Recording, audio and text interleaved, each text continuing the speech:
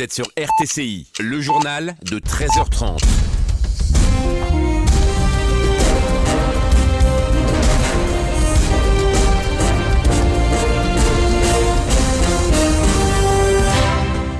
Bonjour, au sommaire de ce journal, examen ce matin du projet de loi relatif à la dénonciation de la corruption et à la protection du dénonciateur. Les avis divergent, un tour d'horizon après la transition. La Commission des finances reporte l'adoption de l'article 63 du projet de la loi de finances.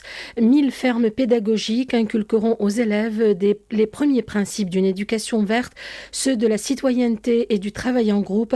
C'est le programme inédit du ministère de l'Éducation. Un canot pneumatique chavire au large de la Libye, une centaine de disparus. Et plus d'1 milliard de personnes dans le monde souffrent d'hypertension, révèle une étude. L'instance nationale de lutte contre la corruption a annoncé aujourd'hui avoir transféré 120 dossiers au ministère public des différents tribunaux de première instance. Les dossiers portent sur l'appropriation des deniers publics, des fraudes dans les résultats des concours de recrutement, des transactions publiques et la gestion des services publics vitaux. Cette instance a exprimé par ailleurs sa préoccupation pour la lenteur de certains ministères dans le traitement des rapports des comités de contrôle, d'inspection et de vérification et leur abstention de les transférer à la justice ou de prendre des mesures à cet égard.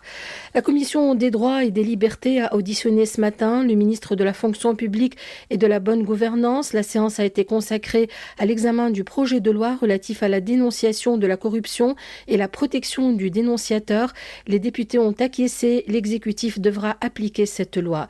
Karim Mehleli, élu de FR Tunis, à notre micro. Les lois à elles seules ne suffisent pas, il faut une réelle volonté politique. Cela exige que le gouvernement utilise au mieux les ressources, les moyens qu'il a à sa disposition pour renforcer la lutte contre ce phénomène de corruption. Le gouvernement doit concrétiser cette volonté politique par des mesures concrètes pour donner les moyens à ces institutions, mais aussi mettre de l'ordre dans ces institutions de contrôle. Faut-il accorder une rémunération aux dénonciateurs ? Les points de vue divergent autour de l'article 36 du projet de loi relatif à la dénonciation de la corruption. Bouchra Belhaj Ahmed, députée indépendante, y est plutôt favorable.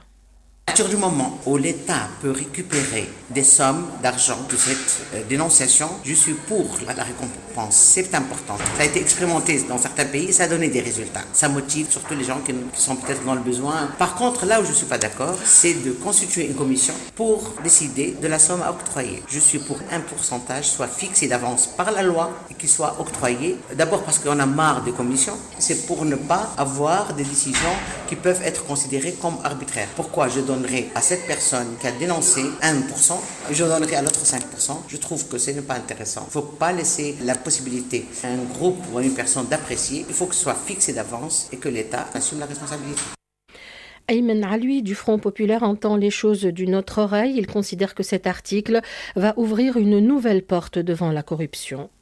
Nous considérons premièrement que notre société, notre culture n'est pas prête pour ce type d'encouragement et essentiellement pour instaurer une pratique citoyenne véritable contre la corruption. L'article 36, ça peut être lui-même une porte vers la corruption. Propos recueillis par Zainab Fels. La Commission de finances reporte l'adoption de l'article 63 du projet de la loi de finances 2017. L'article est relatif à la création d'une ligne de crédit d'une valeur de 250 millions de dinars au profit des familles de la classe moyenne pour leur octroyer l'autofinancement de 20% afin d'acquérir leur premier logement bâti par un promoteur immobilier. La Commission réexaminera ainsi cet article après la présentation d'une nouvelle version inspirée des propositions des députés. Certains députés ont souligné l'impératif d'élargir le nombre des bénéficiaires de cette mesure, ainsi que de l'étendre pour couvrir la construction des logements. D'autres ont estimé qu'il serait mieux d'orienter ces fonds vers l'investissement, l'emploi et la promotion du secteur agricole. La Commission des finances a adopté également l'article 65 relatif à la révision du système fiscal dédié aux jeux de hasard et de la loterie de 25 à 15%. Expliquant l'approche tunisienne en matière de lutte contre le changement climatique dans une allocution prononcée prononcé à Marrakech à l'occasion de la COP22. Le chef du gouvernement a affirmé que la Tunisie est convaincue de la nécessité de fonder le développement durable sur la base d'un modèle permettant l'optimisation des ressources naturelles et la résilience de l'économie face au changement climatique. Il a aussi passé en revue les différentes initiatives politiques et économiques, dont les clauses relatives à l'environnement dans la Constitution adoptée en 2014 et le parachèvement de l'élaboration du plan quinquennal qui consacre un chapitre à la promotion de l'économie verte. La Tunisie est disposée à adhérer au programme de coopération Sud-Sud, a assuré le chef du gouvernement qui a appelé les participants à prendre part au Forum international sur l'investissement que la Tunisie organise les 29 et 30 courants. Les préparatifs en cours de la conférence internationale sur l'investissement ont été au centre de la rencontre tenue par les ministres des Affaires étrangères et du Développement, de l'investissement et de la coopération internationale avec les ambassadeurs des pays du G7. Les responsables tunisiens ont indiqué que notre pays aspire à un soutien exceptionnel de ces pays. Le chef du gouvernement s'est entretenu à Marrakech avec le président du Burkina Faso. Il a affirmé que la Tunisie est décidée à promouvoir sa coopération avec les pays africains eu égard à l'expertise des pays du continent africain dans les domaines hydrauliques, de l'agriculture, de la santé et de l'enseignement. Le ministère de l'Éducation lance un programme inédit visant la création de 1000 fermes pédagogiques d'une superficie de 5000 mètres carrés. Le programme, dont le coût a atteint jusqu'à présent les 200 000 dinars, vise à inculquer aux élèves les premiers principes de l'éducation verte, de la citoyenneté et du travail en équipe. Neji Jaloul, ministre de l'Éducation, nous parle de la portée de ce programme au micro de Khadija Chouira. Le principe, c'est faire retourner les enfants dès le jeune âge vers les travaux manuels et agricoles. Aujourd'hui, on a une jeunesse, vu les conditions générales, pratiquement en détresse. Il faut qu'elle retourne au sport, aux activités manuelles. Parmi les projets qu'on a lancés, le projet des fermes pédagogiques. Le projet pour cette année 2016, c'est 1000 fermes. On a fait un bilan de notre patrimoine foncier.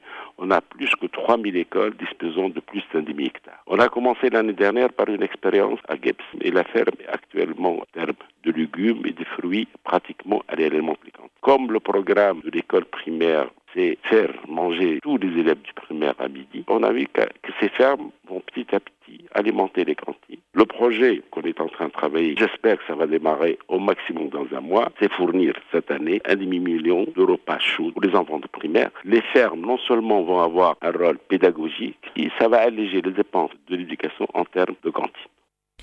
Le nombre des cas et tentatives de suicide ne cesse d'augmenter en Tunisie. Pour la première fois et au cours des 2 derniers mois, septembre et octobre, le chiffre a grimpé pour dépasser les 100 cas, selon le dernier rapport du Forum tunisien des droits socio-économiques qui a présenté aujourd'hui ceci lors d'une conférence de presse. Absatar Sahbeni, sociologue et membre du Forum, nous en dit plus au micro de Rajab Namara.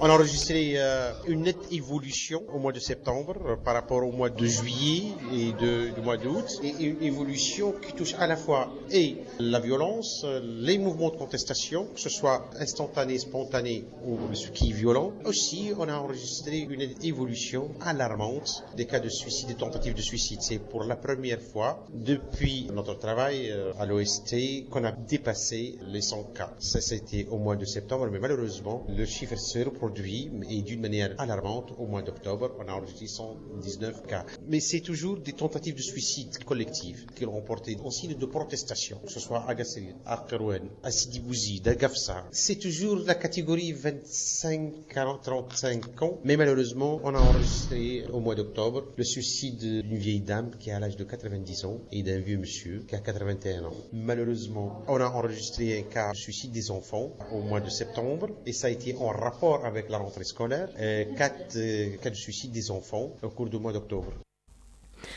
Un rassemblement national sera organisé le 10 décembre à Tunis à l'occasion de la Journée internationale des droits de l'homme pour revendiquer tous les droits économiques et sociaux des populations marginalisées dans les différentes régions du pays, a souligné ce matin Abdelrahman Hdili, président du Forum tunisien pour les droits économiques et sociaux. Ce mouvement de protestation aura pour slogan le droit de bénéficier de nos droits.